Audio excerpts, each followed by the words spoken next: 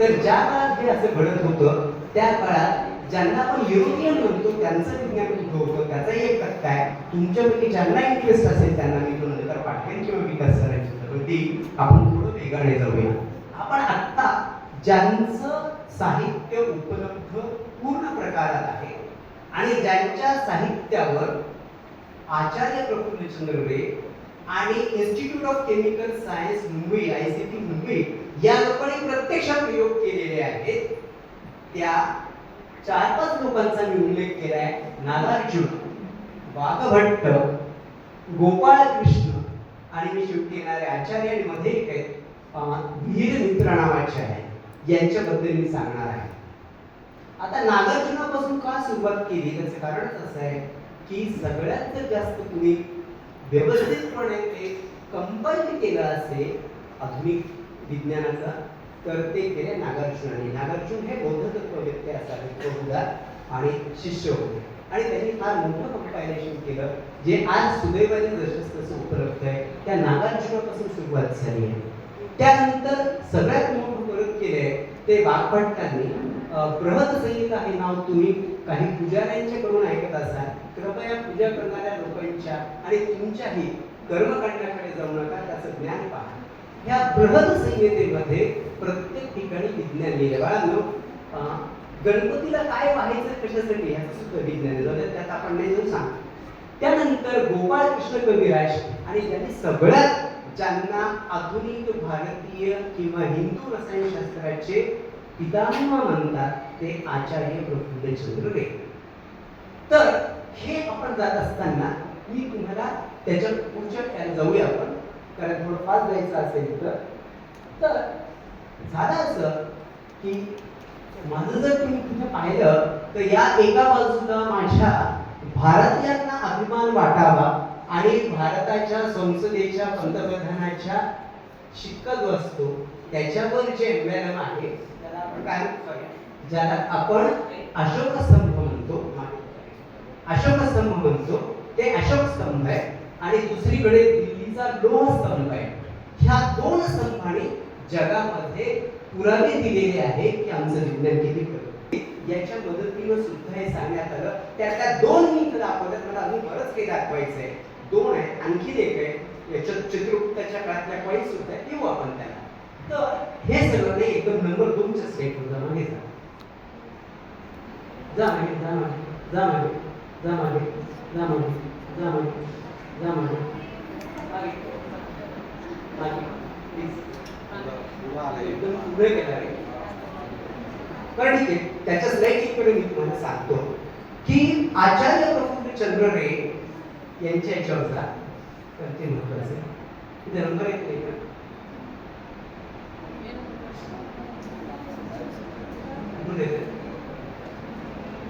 Back चालू करा वाटल्यास.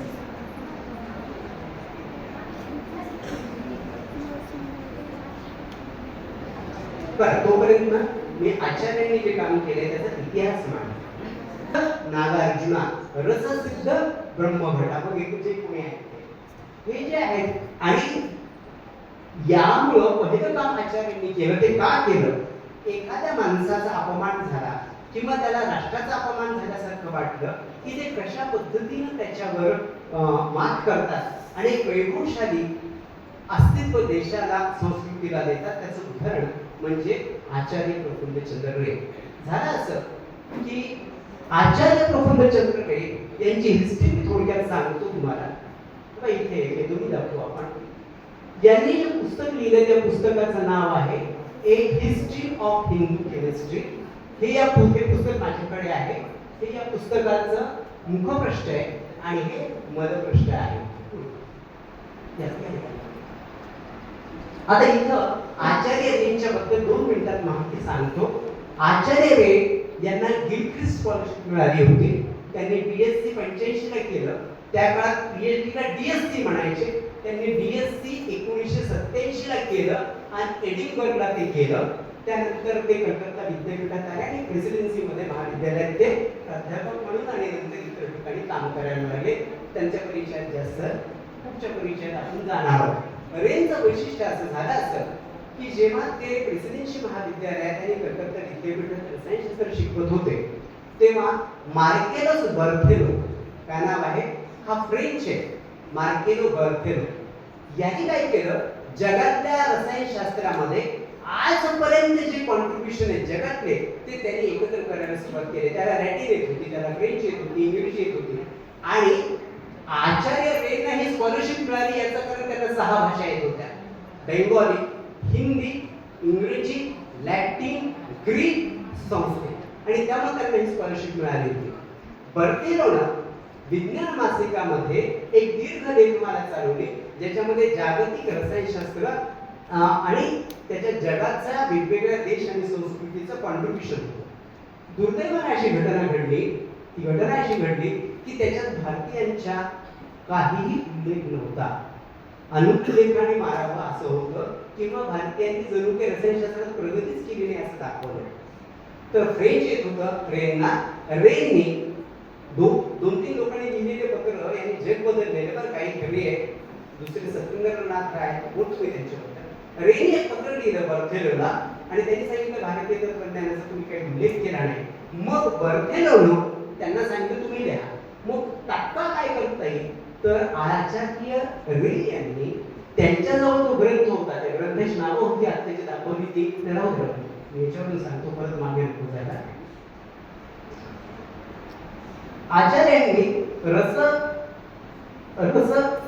रसेंद्र सार संग्रह नावाचं जे शेवटचं कवी गोपाळ कृष्ण यांचं जे शेवटचं आपल्याला इथे लिखाण दिसलं त्याच्यात असलेल्या रसायनशास्त्राचे संदर्भ घेतले आणि बर्थेलोला पत्र लिहिलं आणि ते पत्र लिहिल्यानंतर बर्थेलोचं लक्ष भारतीय तत्त्वज्ञानात गेलं. आणखी एक घटना घडली त्यांच्या स्वाभिमानाला धक्का देणारी. त्यावेळेस भारत अखंड भारत होता. आजही माझं स्वप्न अखंड भारताचं आहे, कारण मी विद्यार्थी परिषदेचं कार्यकर्ता आहे जन्मजात. तर लाहोरला त्यांचं विद्यापीठात व्याख्यान होतं आणि ते व्याख्यान देत असताना विद्यापीठाचे विद्यार्थी आणि काही पदाधिकारी जे ब्रिटिश होते, व्हाईट कॉलर, ते जरा तिरकसपणे आचार्यांच्याकडे पाहायला लागले, तुच्छतेने पाहायला लागले. आचार्य शांत होते. त्यांनी पूर्ण आपलं व्याख्यान दिलं आणि सगळ्यात शेवटी ते म्हणाले त्या मागे बसलेल्या लोकांना, kindly pay attention to what I am saying, मी काय म्हणतो जरा लक्ष द्या म्हणाले. ते म्हणाले, राजांनो तुम्हाला माहिती आहे का, या देशात जेव्हा लोखंड या धातूचे वितळून वस्तू करण्याची प्रक्रिया होती तो कालखंड हा 2ऱ्या शतकाच्या पूर्वीची होती. बिफोर द बर्थ ऑफ ख्रिस्त, ख्रिस्ताचा जन्म झाला नव्हता, तुमच्या धर्माचा उदयच झाला नव्हता. ज्या काळात अख्खं युरोप हे अत्यंत थंड अशा वातावरणात असल्यामुळं ज्याला आपण शीतयुग म्हणू, जेव्हा अख्खं युरोप शीत युगात होतं, अमेरिका जन्मलं नव्हतं, तेव्हा आमच्या देशाने तांब कसं शुद्ध करायचं, मूर्ती कशा करायच्या शिकवलं. एवढंच नाही तर आम्ही झिंकच्या मूर्ती तयार करतो आणि विकतो. आम्हालाही जमलं. तुम्हाला झिंकचं एक्सट्रॅक्शनचं जे काही इन्स्ट्रुमेंट आहे, ज्याला आपण जे 12वी सायन्सची मुलं इथं असतील तर त्यांना ते आहे, तर ते एक्सट्रॅक्शन प्रोसेस तुम्हाला आत्ता कळाली 19व्या शतकात. आम्हाला ती इसवी सनाच्या 6व्या शतकात माहित होती. आणि बाळांनो आश्चर्याची गोष्ट अशी की आज जगाचं जे धातुशास्त्र आहे त्यांनी जस्ताची जी झिंकची प्रक्रिया होती एक्सट्रॅक्शनची आणि मेल्ट करण्याची जी प्रक्रिया होती त्याचे प्रूफ मिळाल्यामुळं जागतिक धातुशास्त्रामध्ये आपल्या त्या प्रक्रियेला आणि त्या भारतीय नावाला सिम्बॉलिझम म्हणून सगळ्यात वरती स्वीकारलेलं आहे. पण त्याच लोकांनी काही दिवसापूर्वी त्याच्या पेटंट आणि पैसा मात्र स्वतःकडे घेतला. तर अशा प्रकारे ठेच लागल्यानंतर रेनी असं ठरवलं की आपण वेदांच्या पासून अभ्यास करायचा आणि प्रफुल्लचंद्र रे यांनी वेद उपनिषद, काही लोक बोलतात तुम्हाला इंटरेस्ट नसेल तर प्लीज बाहेर जा, माध्यमात तुम्हाला बोलायचं असेल ते मला विचारा, इच्छा नसेल तर बाहेर जा, मला 5 लोकांनी शिकवायला आवडतं. तर झालं असं की आचार्य प्रफुल्लचंद्र रे या माणसांनी ते फक्त 20% पगार घेत होते आणि 80%तला 40% पगार ते कशाला देत होते सांगतो मी. त्यांनी आपला पैसा खर्च करून 15 वर्ष अख्खा भारत, तिबेट, कारण तिबेटमध्ये बौद्ध संस्कृती याचा शोध घेऊन ग्रंथ गोळा केले वेदांच्या पासूनचे, त्याचा अभ्यास केला आणि आचार्य रेंना भारतीय आधुनिक रसायनशास्त्राचे पितामह याच्यासाठी म्हणायचं की त्यांनी ज्या पद्धतीने ज्या उपकरणाने पूर्वीच्या काळी रसायन तयार झाले होते त्या पद्धतीने ती करून दाखवली. आणि नुसती करून नाही दाखवली, त्यांच्या बेंगॉल फार्मास्युटिकल असोसिएशनच्या वतीने त्याचं उत्पादन करून जगभरात विकून दाखवलं. बाळांनो, याबद्दल तुम्ही टाळ्या वाजवायला पाहिजे.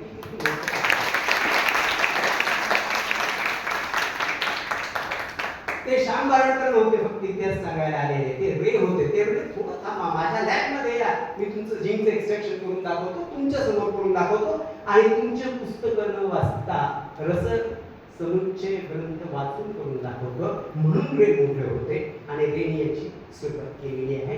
म्हणून आचार्य प्रफुल्लचंद्र रे यांना आपण भारतीय रसायनशास्त्राचे जनक म्हणतो. आणि त्यांनी जे पुस्तक लिहिलं त्या पुस्तकाचं नाव आहे a history of Hindu chemistry.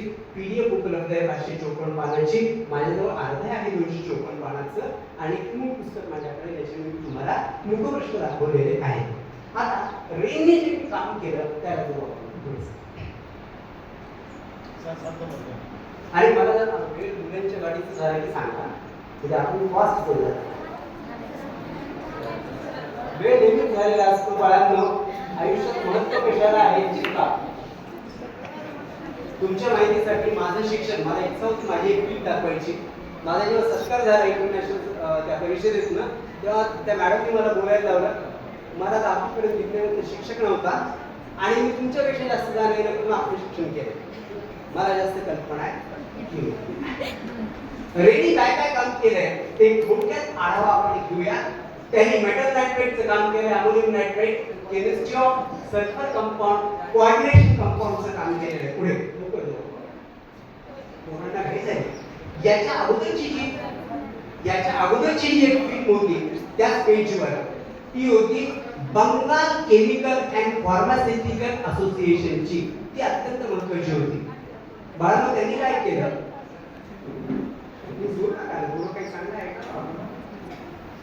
त्यांनी काय केलं तर स्वतःच्या विद्यापीठामध्ये आणि प्रेसिडेन्सी कॉलेजमध्ये बंगाली बांगड्या, बंगाली कपडे, त्यांच्याकडे नदी खूप आहे, नदीचे प्रवाह गंगेचे खूप आहे, वल्लवणाऱ्या नावा, त्याला लागणारं मटेरियल, आयुर्वेदात असलेली औषधं, या सगळ्यांचं उत्पादन करून ते विकायला लावलं. आणि म्हणून ते मोठे पहिलं प्रॅक्टिकल ग्राउंड वर्क करून त्यांनी पैसा मिळवला, ज्यातला आपल्या पगारातला आणि त्यातला 80% पैसा ते समाजाला द्यायचे. त्यांचं राष्ट्रीय योगदानाबद्दल 10 मिनिट बोलते, पण मी ठरवलं होतं, पण आता आपण स्किप करू, पुढे जाऊया. त्यांचं जे सगळ्यात महत्त्वाचं जागतिक योगदान आहे, कारण शेवटी आधुनिक केमिस्ट्री त्यांनी काय केलं ह्याला फार येणं महत्त्वाचं. जर तुम्ही केमिस्ट्रीचे असाल तर तुम्ही कॅनोमनचं नाव ऐकलंय. कॅनोमन इलेक्ट्रोड 12वीला शिकतात ना, शिकलात की नाही 12वी सायन्स वाले? कॅनोमन इलेक्ट्रोड हा सेकंडरी रेफरन्स इलेक्ट्रोड म्हणून आपण वापरतो, जर 12वीचं आठवत असेल तर. हा जो कॅनोमन आहे, हा कॅनोमन तयार करण्याचं काम हे रे यांनी केले. भारताचं वैशिष्ट्य असं बाळगलं की जेव्हा जगाला पारा मर्क्युरी वापरता येत नव्हता तेव्हा भारतामध्ये मकरध्वज सारखं औषध हे मर्क्युरी सल्फाईड पासून तयार करत होते. आणि रेननी एका युरोपियनना म्हणले, तुम्हाला वाटतं का हे घ्या माझ्याकडचं सल्फाईडचं औषध, मर्क्युरी सल्फाईडचं. तर रेननी सगळ्यात मोठं काम केलं ते मर्क्युरस नायट्रेट मध्ये आणि पुढे त्याचं आहे त्याच्यामध्ये काम केलेलं आहे. आपण शॉर्ट मध्ये ते काम काय होतं मागच्या होतं. ते काम असं होतं की जर 12वीचे असाल तर मर्क्युरी हा अनस्टेबल आहे, मर्क्युरी ॲटम स्टेबल आहे, पण मर्क्युरीचा आयन जो आहे तो अनस्टेबल आहे. मर्क्युरी आयनचं इलेक्ट्रॉनिक कॉन्फिगरेशन आहे 4s15 5d10 6s1. जरा केमिस्ट्री आठवा, अभ्यास करायचा असेल तरच वर्गात तसा नाही. आता हा जो एकच इलेक्ट्रॉन आहे तो मर्क्युरस आयनला अनस्टेबल करतो आणि मर्क्युरस आयन पासून स्टेबल कंपाऊंड आत करता आले नव्हते युरोपियनना आणि आधुनिक विज्ञानाला सुद्धा करता आले नव्हते. मग पहिलं मर्क्युरस हा अनस्टेबल असलेला आणि नायट्रिक ऍसिड ज्याची ट्रायगोनल प्लेनर जॉमेट्री आहे, ही जी जॉमेट्री आहे त्याच्यातला जो स्ट्रक्चर आहे कोणाचा नायट्रिक ऍसिडचा, त्याच्यातला नायट्रेट आणि नायट्राइट हा सुद्धा अनस्टेबल राहतो. आता मला एक केमिस्ट्री सांगायला तुम्ही बस जरी म्हणायला म्हणून थांबतो मी. तर दोन अनस्टेबल स्पेसिसला एकत्र करून पहिलं क्रिस्टलाइन सॉलिड मर्क्युरस नायट्रेट मिळवण्याचं काम जगात जर तुम्ही केलं असेल तर ते आचार्य प्रफुल्लचंद्र रेंनी केलं. नुसतंच केलं नाही तर रेंनी ते जगभर विकलं आणि अनेक सॉलिड पदार्थ केले. एवढंच नाही, कोऑर्डिनेशन कंपाऊंडचा उल्लेख होता. सर तुमचा मला पहिल्यांदाच परिचय होत आहे तर तुम्हाला सांगतो की ऑर्गॅनिक लिगॅंड्स वापरून ऑर्गॅनिक लिगॅंड्स वापरून सल्फरचं कोऑर्डिनेट कंपाऊंड आणि त्याच्या आयसोमर हे रेन तयार केले आणि त्यातला एक रेड आणि एक ऑरेंज पैकी रेड जो आहे तो अनस्टेबल. आपण केमिस्ट्री जायचं नाही, बहुत कंटाळलं. चला पुढे जाऊया. पुढची स्लाइड. नाही मला फार येतं असं नाही पण चर्चा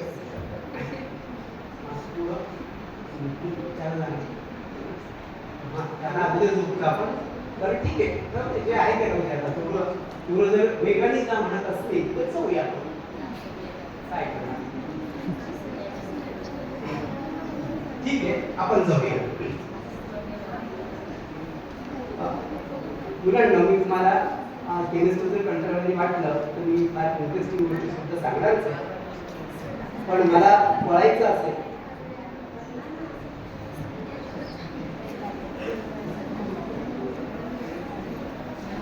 त्याची स्लाइड माझ्याकडे तुम्हाला वेळ नाही आपण सांगू. रसायनशास्त्राच्या वर्गीकरणाच्या पद्धती वेगळ्या होत्या. आम्ल ज्याला आपण मिनरल ऍसिड म्हणतो. मी तुम्हाला प्रश्न अजून विचारले नाही. मिनरल ऍसिड म्हणजे HCl HNO3 H2SO4. हे मिनरल ऍसिड भारतीयांना माहित होते. ऑर्गॅनिक ऍसिड मध्ये सिट्रिक ऍसिड वगैरे ऑर्गॅनिक ऍसिड भारतीयांच्या जवळ होते. त्याचा सगळा डेटा आता इथं आहे पण नाही सांगत. पुढे जाऊ आपण. या सगळ्यांच्या सोबत अल्कली आणि बेस याच्यात फरक आहे. जे पाण्यात विरघळतात त्यांना आपण अल्कली म्हणतो आणि बेस तुम्हाला माहिती आहे.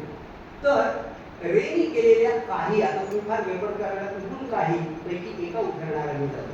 ते उदाहरण असे बाळांनो की त्यांना रसरत्न सुधाकर किंवा रसरत्न समुच्चय नावाच्या ग्रंथामध्ये आमदानी कशी करतात म्हणजे NaOH किंवा KOH याची प्रक्रिया आढळली आणि त्यांनी काय केलं तर त्यांनी त्या पद्धतीनं KOH चं डायल्यूट माइल्ड आणि कॉन्सन्ट्रेटेड सोल्युशन सगळ्यांच्या समोर करून दाखवलं आणि ते लिहिलं. त्या प्रक्रियेला आपण समजू.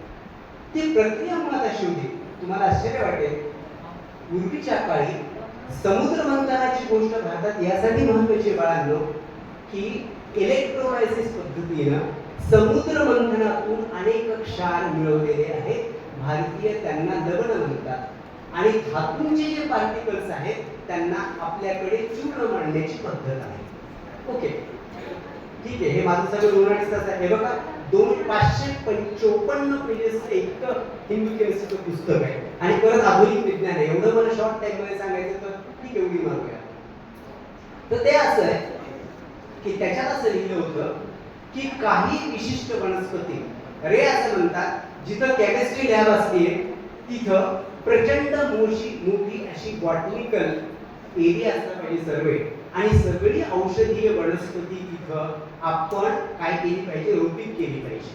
तर रेनी काय केलं त्याची पद्धत अशी केलेली होती एका विशिष्ट झाडाची मला नाव माहिती आहे पण माझं बॉटनी नसल्यामुळं त्याचं फॅमिली नेम जे आहे आपण फायनलचं नेम म्हणतो तुम्ही विसरलो आणि मी ते शोधत गेलो तर तुम्ही म्हणाल सर बस आहे तर त्यामुळे मी नाही सांगत. तर त्या पदार्थामध्ये पोटॅशियम होतं.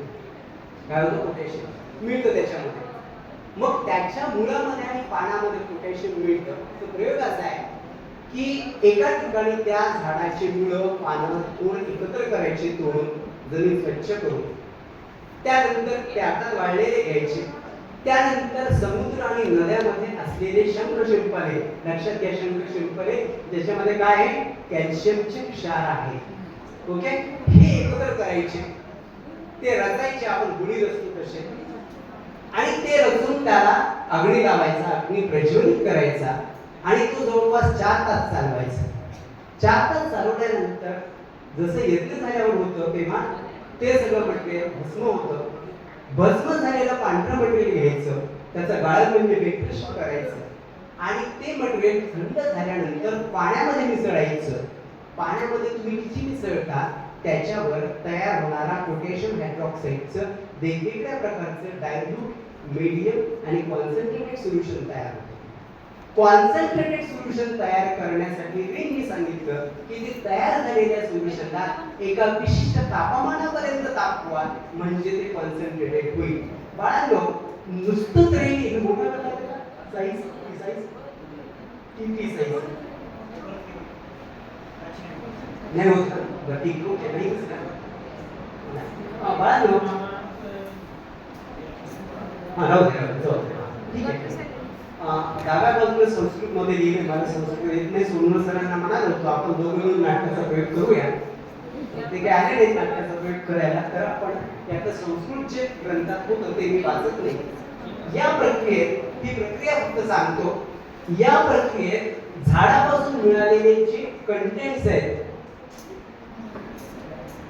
जे कंटेंट आहेत, सिलिका ऑक्साइड आहे, सल्फर आहे, कॅल्शियम आहे, मॅग्नेशियम आहे, पोटॅशियम आहे आणि त्याचं समोर दिलेले पाण्यामध्ये किती प्रमाण आहे, स्टेम मध्ये किती आहे, रूट मध्ये किती आहे, याचं पर्सेंटेज कॅल्क्युलेशन आचार्य रे यांनी लोकांच्या समोर दिलं, स्वतः सिंथेसिस करून त्यांना करायला लावलं. आणि ज्याला आज आपण आधुनिक प्रक्रिया म्हणतो त्याच्या केमिकल रिएक्शन अशा आहेत. Calcium carbonate decomposes to calcium oxide and carbon dioxide. Potassium oxide in the plants react with the CO2 to form potassium carbonate. Calcium oxide reacts with water to form calcium hydroxide, and then this potassium carbonate and this calcium hydroxide react together to form 2 moles of potassium hydroxide and calcium carbonate. This is the process of preparation of alkali written in a book which was been written before the birth of Christ. म्हणजे जेव्हा ख्रिस्तस culture उपलब्ध नव्हतं तेव्हा नागार्जुनाच्या रस समुच्चयामध्ये हे उपलब्ध आहे आणि ते प्रत्यक्ष रेनी करून दाखवलं. अशा अनेक प्रयोग रेनी करून दाखवलेले आहेत आणि म्हणून रेनचं जे योगदान आहे ते अतिशय महत्त्वाचं आहे. बरं ठीक आहे. आता तुम्हाला जर उशीर होतोय तर 2-3 गोष्टी सांगतो आणि आपण तुम्हाला जर आवडत नसेल तर मला काही सांगा, पण मी 2-3 उल्लेख विज्ञानाचे करतो. ज्यांना आवडते ते थांबा, मी त्यांना आणखी डिटेल सांगतो.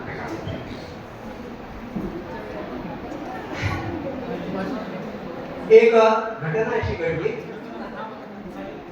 ज्यांना बसायचं नाही ना त्यांना माझ्यासमोर बोलण्याशिवाय बाहेर. एक घटना अशी घडली की तुम्ही किर्लोस्कर कंपनी ऐकता, किर्लोस्करशी बोलता, तर यांचे मूळ पुरुष शंतनुराव किर्लोस्कर हे डॉक्टर वसंत गोवारीकर त्यांना भेटायला आले. गोवारीकरचं नाव माहिती आहे का तुम्हाला? किती जणांना माहिती आहे वसंतराव गोवारीकर? सांगतो. वसंतराव गोवारीकर हे इस्रोचे चेअरमन होते.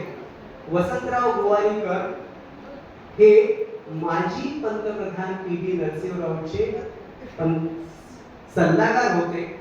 वसंतराव गोवारीकरांचं बीएससीचं केमिस्ट्रीचं शिक्षण आणि फिजिक्सचं शिक्षण मराठी मातृभाषेत झालेलं होतं आणि ते अत्यंत उत्तम आणि अस्खलित मराठी बोलायचे आणि त्यांचं मराठी लिटरेचर प्रसिद्ध. तर गोवारीकरांना ते म्हणाले आपण बोलतो खूप पण याचे प्रूफ कुठे आहे? तर काही प्रूफ त्यांनी ते विज्ञानाने दिले, पण काही अप्रत्यक्ष पद्धतीने जे द्यायचे प्रूफ आहेत त्याच्याबद्दल आता मी म्हणतो जे इंटरेस्टिंग आहे त्याच्याबद्दल आपण थोडंसं बोलूया की जी सापडलेल्या वस्तू आहेत त्याच्या आधारे जे प्रूफ शोधले गेले त्याच्याबद्दल बोलूया. माझ्या पहिल्या चित्रात दाखवता आलं तर ठीक आहे, नाही आलं तर सोडून द्या. माझं पहिलं एक होतं, तुम्हाला कदाचित नाही दाखवता येणार आता, ठीक आहे. आपण पहिल्यांदा अशोक स्तंभ दाखवला बाळांनी, पाहिला?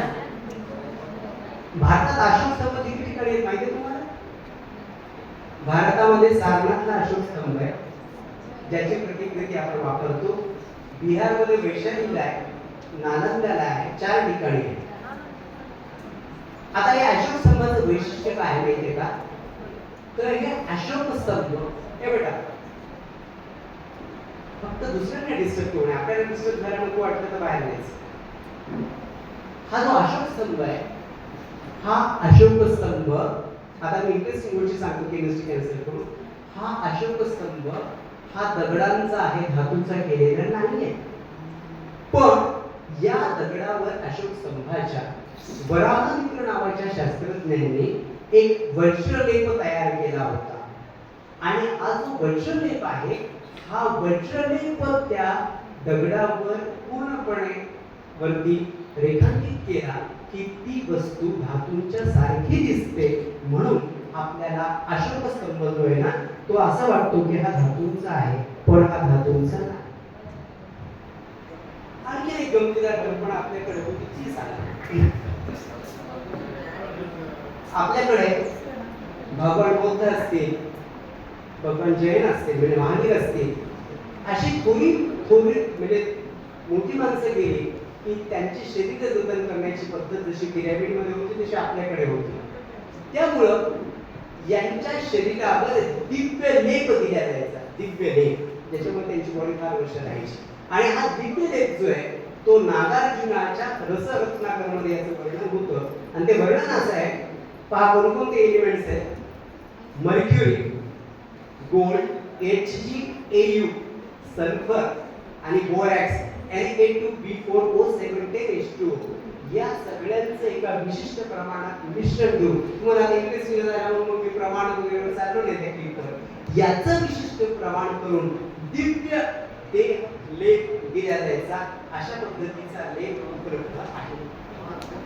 आता माझ्या पहिली जी व्हिडिओ होती, पहिली जी स्लाइड होती, त्याच्यामध्ये लोहस्तंभ आहे. हे लोहस्तंभ भारतात 6 ठिकाणी आहे. सगळ्यात गरजेचा लोहस्तंभ आहे दिल्लीला. हा लोहस्तंभ कोणत्या इसवी सणात आहे माहिती आहे का? या लोहस्तंभाचं वर्ष आहे 370. इतर इसवी सन 370. हा दुसऱ्या चंद्रगुप्ताच्या काळातला आहे. दुसऱ्या चंद्रगुप्ताला विक्रमादित्य असं म्हटलं जातं. आपण विक्रमादित्य वेताळच्या काही गोष्टी करायची वाचल्या असतात, तुमच्या पिढी माहित नाही. तर विक्रमादित्य दुसरा किंवा चाणक्य गुप्त दुसरे यांच्या काळात इसवी सन 380 ला हा लोहस्तंभ तयार झालेला आहे, जो अजून गंजलेला नाही. त्याला दोनदा भेट दिली. असे बरेच लोहस्तंभ अस्तित्वात आहेत.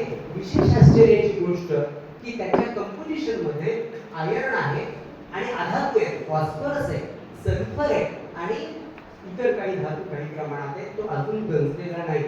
जगाला 300 जेव्हा आपल्याकडे लोहस्तंभ होता आणि हा लोहस्तंभ गुप्तांनी म्हणजे चाणक्यांनी हा मथुरेच्या विष्णू मंदिरात लावला होता.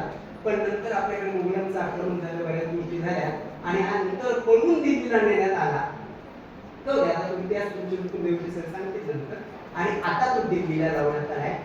हा लोहस्तंभ जेव्हा 380 ला लावण्यात आला, म्हणजे त्या काळात एवढं शुद्ध लोखंड जे अजूनही गळून नाही, अशा खूप वस्तू आहेत भारतात, माझ्याकडे यादी आहे.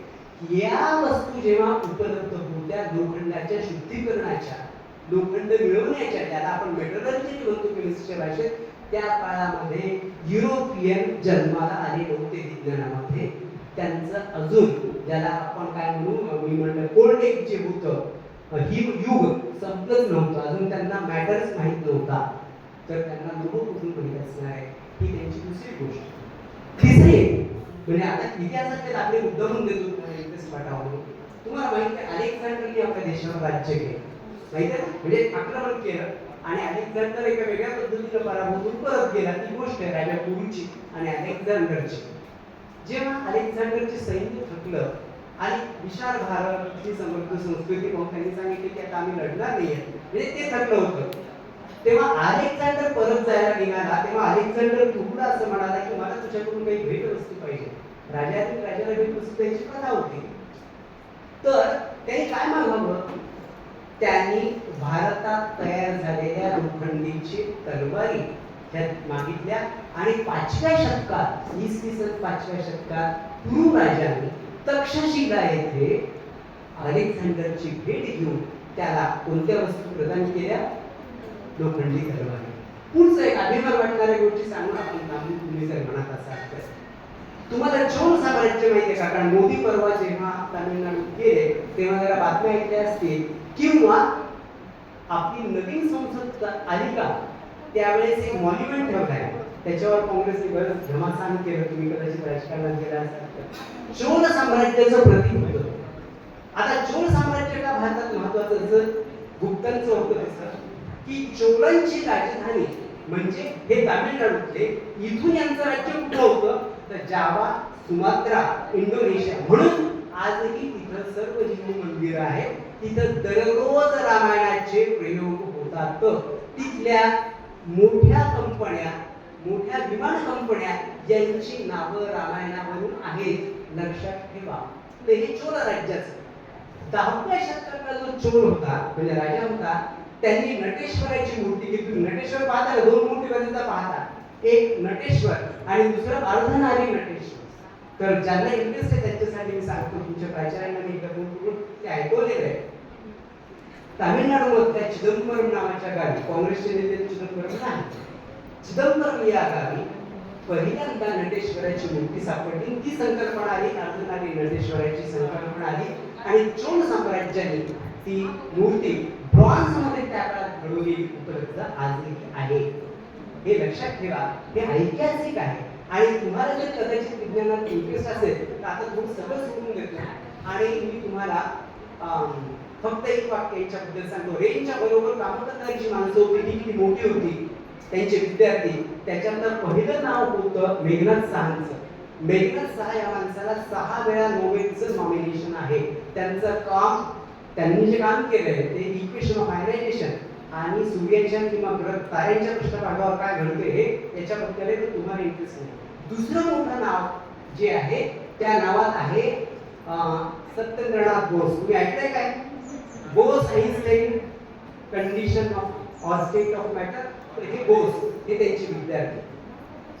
अजून त्यांचे काही विद्यार्थी महत्त्वाचे आणि मोठे. तर हे सगळं जात असताना मी सांगताना तुम्हाला आवड व्हावी म्हणून आणि त्याचा गौरवपूर्ण उल्लेख म्हणून मी हे सगळं सांगतोय की मग चोळच्या काळामध्ये अर्धनारी नटेश्वराचं मूर्ती आली आणि आता थांबायचं का? ठीक, मग मी शेवटचं सांगतो आणि थांबतो. हे सगळं माझं प्रेझेंटेशन बाजूला ठेवू. आता शेवटी आहे का, जे लोक फिजिक्स शिकतायत त्यांना बीएससी थर्ड इयरला कोलायडर्स आहेत. गेले काय ना कोलायडर्स आहेत. स्मॉलेस्ट पार्टिकल जे असतात न्यूक्लियस मधले, मुलांना तुम्हाला कदाचित फिजिक्स मध्ये माहित असेल, न्यूक्लियस मधला प्रोटॉन सुद्धा अनेक कणांचा बनलेला आहे. बोसॉन आहेत, मेसॉन आहेत, मेसॉनचे प्रकार आहेत, क्वार्क आहेत, क्वार्कचे प्रकार आहेत, up clock, down clock, clockwise वगैरे बरेच. इतके तर सगळे सूक्ष्म जग आहे. डिब्रॉग्लीचं नाव तुम्ही ऐकलंय का? डिब्रॉग्लीज 12वीला होतं आपल्याला फिजिकल केमिस्ट्री मध्ये, ॲटॉमिक स्ट्रक्चर मध्ये ना. डिब्रॉग्लीने बोरचं जे ऑर्बिटलची जी कन्सेप्ट आहे, बोरनी जी कन्सेप्ट मांडली की electron revolve around the nucleus in discrete orbit, different नाही, discrete orbit, and while revolving it does not radiate energy. हे बेसिक आहे क्वांटम सायन्सचं आणि त्याचे प्रयोग आहेत क्वांटम मध्ये. ओके, आणि त्याच्या क्वांटमच्या प्रयोगाला मी थोडं सांगणार होतं. दोनच प्रसंग सांगतो थांबतो. जगभरात डिब्रॉग्लीच्या प्रेरणेने एक लॅबोरेटरी तयार करण्यात आली. त्याचं नाव आहे सर्न. ही युरोपातली उभी केलेली लॅबोरेटरी पॅरिसच्या जवळ आहे आणि काही किलोमीटर खोल आहे. तिथं अनेक एक्सिलरेटर बसवले आणि बाळांनो तिथं मेसॉनचे प्रकार, बोसॉन, हिग्स बोसॉन या सूक्ष्मतर पार्टिकलचं वस्तुमान आणि ऊर्जा मोजण्याचं ते रिसर्च सेंटर तयार झालेलं आहे. आणि त्याचा सिम्बॉलिझम म्हणून ऐकून घ्या, त्याचा सिम्बॉल म्हणून नटेश्वराची मूर्ती भारतीय अणुविज्ञानाचे संचालक डॉक्टर अनिल काकोडकरांनी तिथे ठेवली आहे. याचं कारण असं आहे की भारतीय तत्वज्ञान असं मानतं की विश्व सूक्ष्माती सूक्ष्म आहे आणि सूक्ष्म विश्वच मूलभूत आहे. आणि म्हणून एका पाश्चिमात्य लेखकाने फिजिक्सच्या माणसाने फार महत्त्वाचं पुस्तक लिहिलेलं आहे. त्या पुस्तकाचं नाव आहे डान्सिंग मुली मास्टर. हा डान्सिंग मुली मास्टर म्हणजे महादेव आहे. हा डान्सिंग मुली मास्टर म्हणजे नटेश्वर आहे आणि त्याचं नृत्य. तर हे तुम्ही लक्षात ठेवा. आणि आपला वेळ संपत तर नाहीये, तर संपत आला असेल तर सणच्या याबद्दल मी तुम्हाला सांगितलं आणि अभिमानाने सांगावे अशा बऱ्याचशा गोष्टी इथे उपलब्ध आहेत.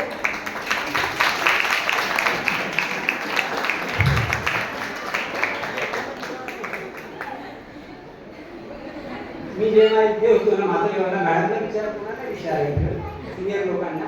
मी एकदा वर्गात गेलो तर 4 लेक्चर घेतल्याशिवाय बाहेर येतो नाही घेत नाही. आपण संपूया आता. ही जी काही आभासी पटलावर माझ्यासारख्याला प्रत्यक्ष बोलण्याची संधी दिली त्याबद्दल मी महाविद्यालयाचे प्राचार्य, आमच्या परिसराचे माजी विद्यार्थी डॉक्टर मुकुंद देवशी सर, तुमच्या विज्ञान मंडळाच्या पंचायत मॅडम असतील, विकास जाधव असेल, विनायक सर असतील, सगळेजण माझे जुने सगळे सहकारी मित्र, मी तुम्हा सर्वांचा अतिशय ऋणी आहे की पारंपरिक विज्ञान तुम्ही मला फारच थोडा वेळ म्हणून दिलं.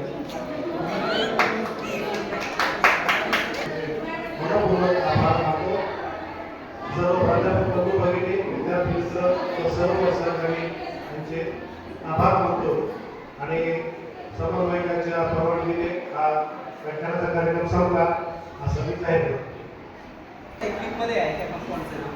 त्यांना जन्मोत्तराचं सल्फरचं पॉलिमरिक कंपाऊंड जिथं ऑर्गॅनिक जे कंपाऊंड आहे त्याचा कंटेंट आहे हायड्रोसाईड तो जो कंटेंट आहे तो लिगॅन म्हणून काम करतो आणि सल्फर त्याला अटॅच्ड आहे आणि त्याचं जे आहे ते कोऑर्डिनेशन कंपाऊंड आहे. म्हणजे तो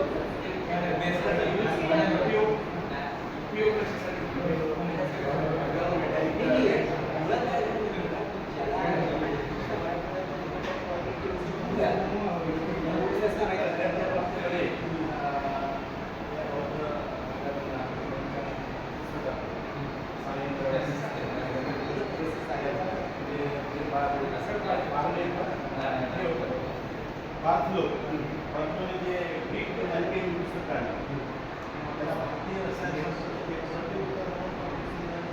आचार्य गायकवाडांच्या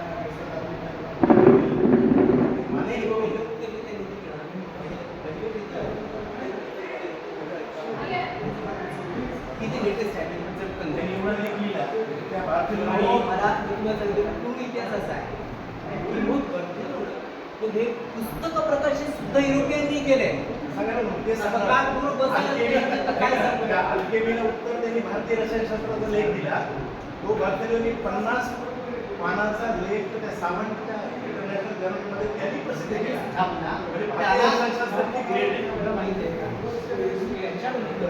त्याला मेटलमध्ये जी नोबेल लॉरेट आहे त्यांनी प्रस्तावना लिहिली आहे की भारतीय मेटलमध्ये जे काम केलं ना त्याचं मला नाही रसायनशास्त्रामध्ये ते नाही केलेलं. मला माहिती नाही. त्याचं आयडेंटिफिकेशनसाठी काहीतरी उपयोग आहे एवढं फक्त त्यांनी त्यामध्ये मेन्शन केलं. आणि त्याचं काय आयडेंटिफिकेशन आहे कंपाऊंड 1920च्या काळात 30-32 त्यांनी केलेले. या काळामध्ये सुरुवात केली आता डॉक्टर सी.एन.आर. राव त्यांनी 185 पेपर्स हे नॅनो सायन्समध्ये. मला अजून एक उदाहरण द्यायचं होतं की आपल्याकडे नॅनो पार्टिकलची कल्पना होती आणि ती शोधण्यात गेली आणि ती बरं का ती केव्हाची असेल माहिती आहे का? 16व्या शतकात आपण काही वस्तू त्या दमास्कसला घेतल्या. त्या दमास्कसला घेतलेल्या वस्तूमध्ये कार्बन ट्यूब्स आढळले आणि याचा उल्लेख नॅनो काम करणाऱ्या युरोपियन माणसाने डिस्कस केलाय. पोरांना इंटरेस्ट नाही आहे. आपलं 90% ज्ञान हे नालंदामधून बाहेर गेलेले आहे. नालंदा घडल्यामुळं आपण सगळं लॉसमध्ये आलो. भारतीय ज्ञान आणि तक्षशिला नालंदा हे जे 7 विद्यापीठ होते त्या काळामध्ये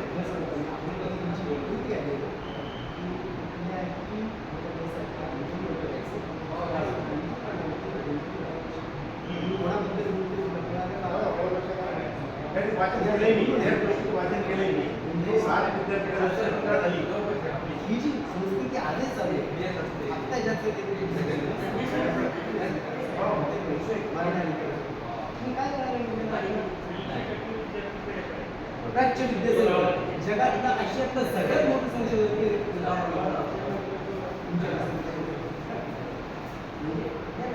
ज्ञानाची किंमतच नाही.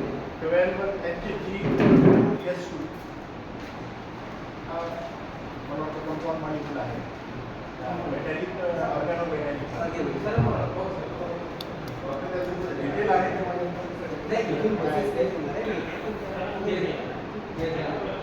तर छान झालं माझ्याकडे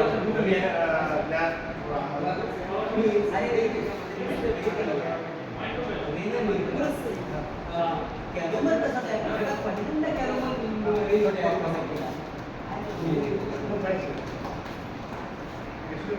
ओके